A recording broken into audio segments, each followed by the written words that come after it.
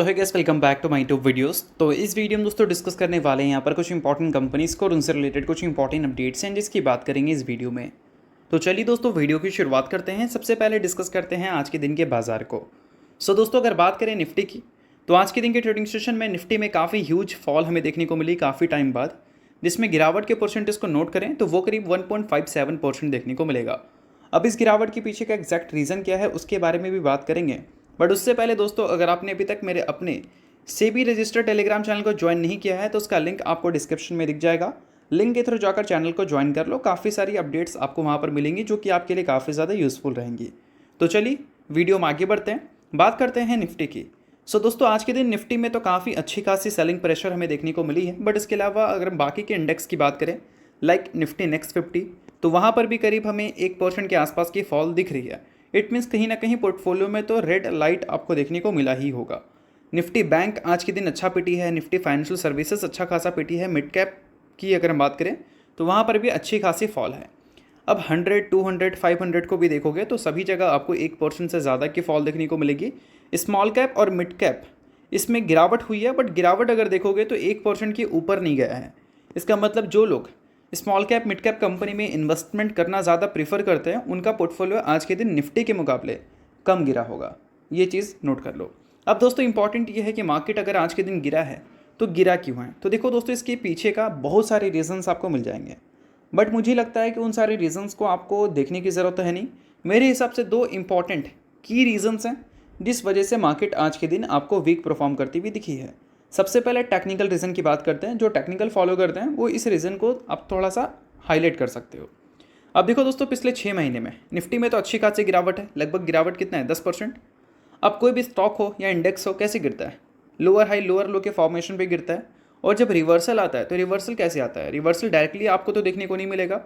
Reversal में आपको higher high higher low के फॉर्मेशन देखने को मिलते हैं, बट प्रॉपर रिवर्सल कन्फर्मेशन हम कब मानते हैं, जब ये अपने प्रीवियस हाई का ब्रेकआउट करे। तो प्रीवियस हाई ये है, ठीक है। अब निफ्टी में क्या हुआ है, पिछले 6 महीने का एक ग्राफ देख लो आप। यहाँ पर निफ्टी में गिरावट थी, फिर एक रिकवरी, फिर एक गिरावट, फिर एक रिकवरी, फिर एक गिरावट, फिर एक रिकवरी, फिर एक गिरावट। यानी कि हर बार निफ्टी जो हाई बना रही थी वो प्रीवियस हाई के मुकाबले नीचे रह रहा था। अब निफ्टी को अगर रिवर्स होना था तो अपनी प्रीवियस हाई का ब्रेकआउट करना था। तो मैंने कुछ टाइम पहले आपको बताया भी था कि ये वन साइडेड जो रैली मार्केट में दिख रही है, इस वन साइडेड रैली को तब तक ही इंजॉय करो जब तक निफ्टी अपनी प्रीवियस हाई का ब्रेकआउट ना कर दे।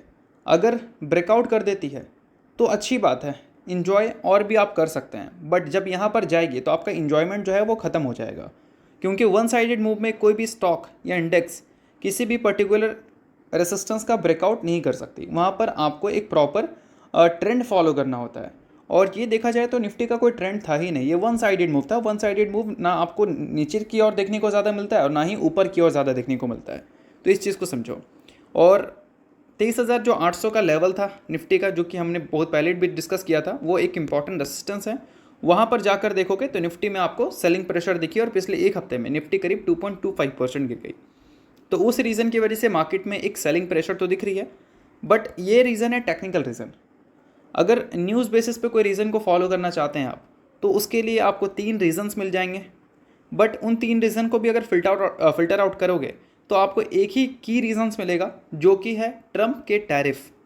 अब दोस्तों आप सभी को पता होना चाहिए कि कुछ टाइम बाद, या फिर बोल सकते हैं कल के दिन, ट्रम्प की तरफ से एक अनाउंसमेंट हमें देखने को मिलेगी। और वो अनाउंसमेंट किस चीज़ का होगा, तो वो अनाउंसमेंट होगा रेसिप्रोकल टैरिफ का, जो कि उन्होंने बताया था कि 2 अप्रैल से हम इम्प्लीमेंट करने वाले हैं उन सभी कंट्रीज़ के ऊपर जो कंट्रीज़ यूएस के ऊपर टैरिफ लगाती है। अब ये रेसिप्रोकल टैरिफ वो क्यों लगा रहे हैं, क्योंकि यूएस चाहती है कि वो अपने इंपोर्ट्स को कम करे, ट्रेड सरप्लस में रहे। अगर ऐसे सिचुएशन में वो टैरिफ लगाती है तो कहीं ना कहीं बाहर का सामान ज़्यादा महंगा होगा, और इसके लिए यूएस के जो जनता हैं वो यूएस के प्रोडक्ट ही परचेस करना प्रीफर करेंगे।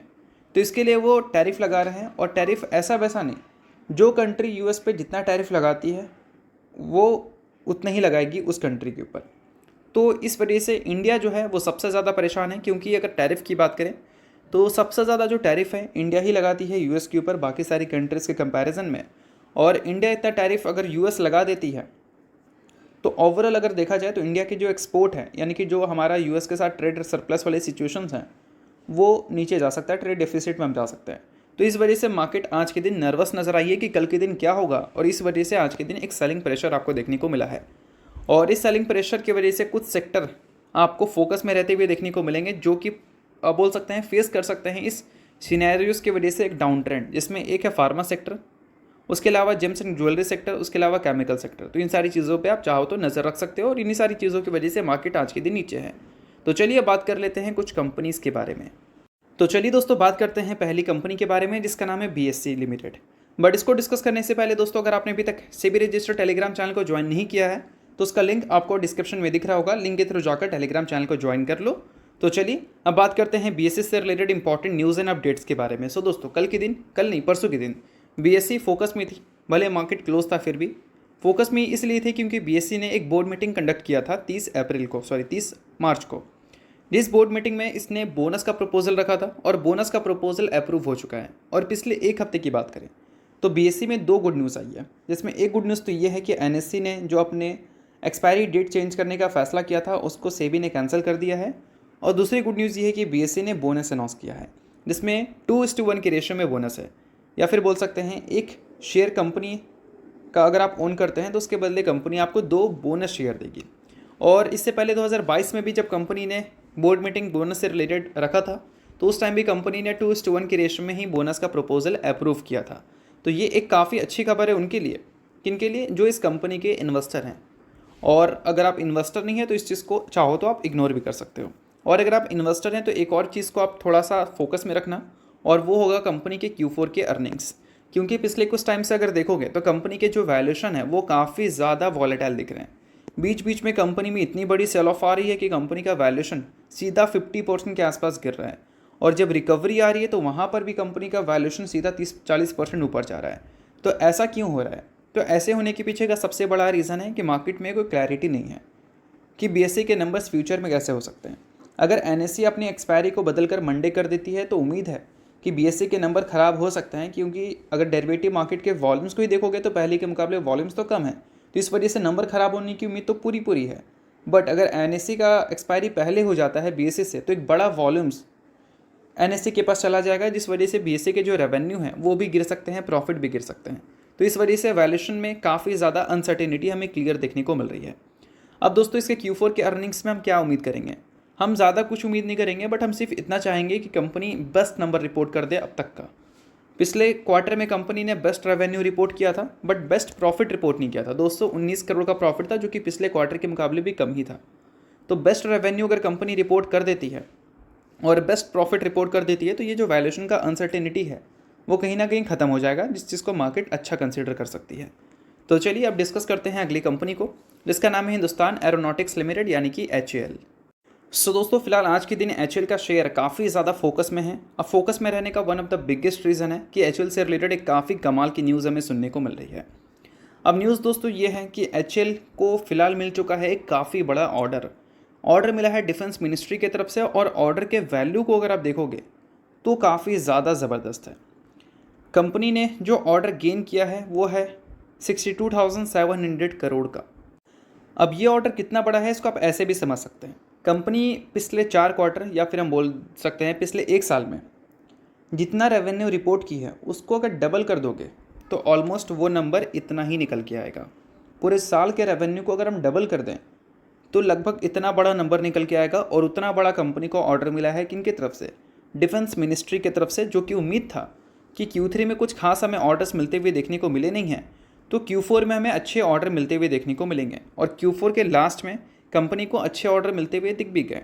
अब ये ऑर्डर एक्चुअल में है किस चीज़ का? तो देखो दोस्तों 156 made in India light combat helicopter का है, जिसको मैन्युफैक्चरिंग कर सप्लाई करना है मिनिस्ट्री ऑफ डिफेंस को नहीं, मिनिस्ट्री ऑफ डिफेंस से इनको ये ऑर्डर मिला है जो कि सप्लाई होगा इंडियन आर्मी और एयरफोर्स को।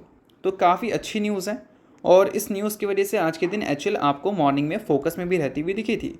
अब इन सारी चीज़ों के बीच में दोस्तों HAL के ऑर्डर बुक भी अपडेट हो चुके हैं FY25 के, और ऑर्डर बुक का वैल्यू है 1.8 लाख करोड़, जो कि काफ़ी ज़्यादा बड़ा नंबर है। और इतने बड़े नंबर में अगर इस कंपनी के प्रोविज़न रेवेन्यू को देखें तो वह है 30,400 करोड़, जिसको अगर पिछले साल से कंपेयर करें तो वहाँ पर 30,381 करोड़ था। और साथ में दोस्तों अगर हम बात करें HL से रिलेटेड क्या गाइडेंस है अगले फाइनेंशियल ईयर के रेवेन्यू को लेकर, सॉरी रेवेन्यू नहीं, ऑर्डर बुक को लेकर। तो यहाँ पर इनके जो CMD हैं उन्होंने बताया है कि 2026 के फाइनेंशियल ईयर में HL अपने ऑर्डर बुक को ले जाएगी लगभग 2.5 लाख करोड़ तक। अभी 1.86 लाख करोड़ है, इसको 60 नहीं कितना, हाँ 70,000 करोड़ से इंक्रीज़ कर लेगी, 2.5 लाख करोड़ तक कर लेगी, जो कि काफ़ी बड़ा नंबर होगा अगर ये अचीव कर लेती है तो इन सारी चीज़ों की वजह से आज के दिन HL आपको फोकस में दिख रही है। अब इन सारी चीज़ों के बेसिस पे आपको क्या लगता है कि HL के फ्यूचर रेवेन्यू ग्रोथ कैसे दिख सकते हैं, वो मुझे आप कमेंट्स में ज़रूर बताना। तो चलिए अब डिस्कस करते हैं अगली कंपनी को, जिसका नाम है KPIT टेक्नोलॉजी। बट इसको डिस्कस करने से पहले अगर आपको वीडियो अच्छा लग रहा है तो वीडियो को लाइक कर दो, चैनल को सब्सक्राइब कर दो, ताकि इसी टाइप का इन्फॉर्मेटिव वीडियोस आपको रेगुलर बेसिस पे मिल सके। तो चलिए KPIT की बात करते हैं। अब दोस्तों KPIT से रिलेटेड फिलहाल सबसे बड़ी अपडेट ये है कि इसके Q4 के अर्निंग्स डेट रिलीज़ हो चुके हैं। अब अर्निंग्स के डेट को नोट कर लो, 28 अप्रैल। इस दिन कंपनी जो अपने अर्निंग्स रिपोर्ट करेगी वो काफ़ी ज़्यादा फोकस में रहेगा, क्योंकि पिछले क्वार्टर में जो कंपनी ने अपने प्रॉफिट्स दिखाए थे वो Q1Q बेसिस पे ख़राब थे, और रेवेन्यू जो दिखाए थे वो Q1Q बेसिस पे सिर्फ 7 करोड़ से बढ़े थे। और अगर पिछले 2-3 साल का रिकॉर्ड देखोगे तो पहली बार आपको ऐसा सिनेरियोज देखने को मिला है।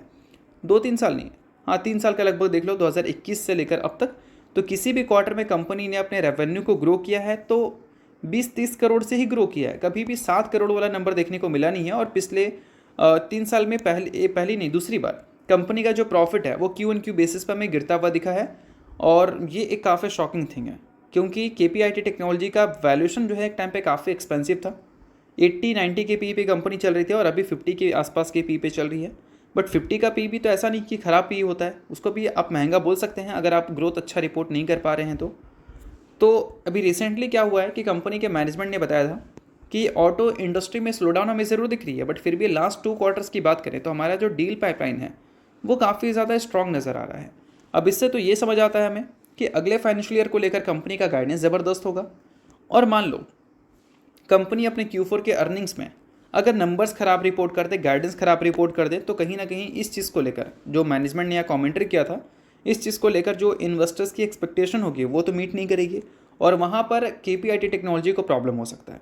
तो मेरा कोई रिकमेंडेशन नहीं है आपके लिए कि बाई कर लो, सेल कर लो, ऐसा कुछ नहीं है। बट कहने का मतलब ये है कि क्या क्या चीज़ें फोकस में रहेगी KPIT टेक्नोलॉजी के नंबर्स के साथ, वो मैं बताने की कोशिश कर रहा हूँ कि सिर्फ कंपनी के Q4 के अर्निंग्स को देखकर खुश मत होना, कंपनी के गाइडेंस को देखना बहुत ही ज़्यादा इस बार इंपॉर्टेंट रहने वाला है, क्योंकि पूरे सेक्टर की प्रॉब्लम की बात चल रही है इस वजह से। बाकी कोई रिकमेंडेशन नहीं है, आप खुद का रिसर्च और एनालिसिस भी कर सकते हो। तो चलिए दोस्तों, ये वीडियो यहीं तक था। आप करता हूँ वीडियो आपको अच्छा लगा होगा, लाइक कीजिए, पहली बार सब्सक्राइब कीजिए। वीडियो के लिए बहुत बहुत शुक्रिया।